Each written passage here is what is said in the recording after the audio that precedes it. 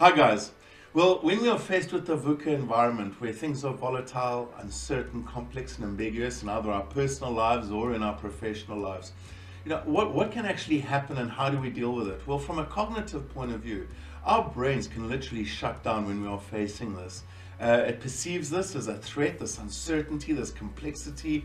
It perceives it as a threat and it'll do whatever it needs to do, primarily based from the flight or the freeze concepts. The fight may happen as well.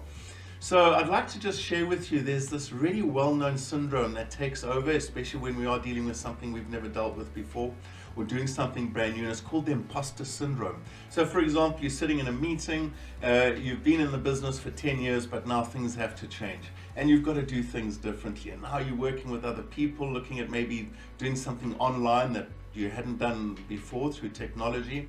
And you feel out of your water. You're going, oh my soul, I don't know how to get through this. There are other people who've done this. They know way more than me. I shouldn't be here. I'm an imposter. I'm a fake. And they're going to find out about it. And I'm going to be rejected. So this is exactly what the imposter syndrome is about. Now they've done some studies around this. And it's interesting to note that 70% of people globally have suffered from this imposter syndrome, which really is for me is a relief, because you kind of go, oh thank goodness it's not just me who's suffering from this, because you kind of now when I walk into a meeting room or when I'm in a scenario, I think, I wonder how many other people are also actually feeling exactly how I'm feeling.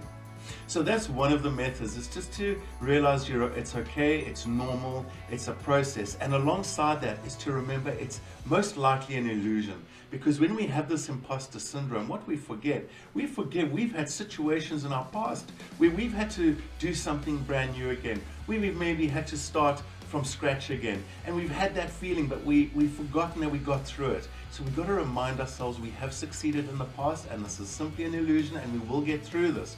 And alongside that, the third thing is to keep making the gestures towards whatever the end result is you would like to achieve in the context of this VUCA environment. Because what can happen with imposter syndrome, it holds us back. We don't want to move forward. And this is where courage is required, is to keep moving forward, making small gestures. And yes, feeling that vulnerability, that exposure, that chance that I may fail. But folks, there's only one way, and that's forward.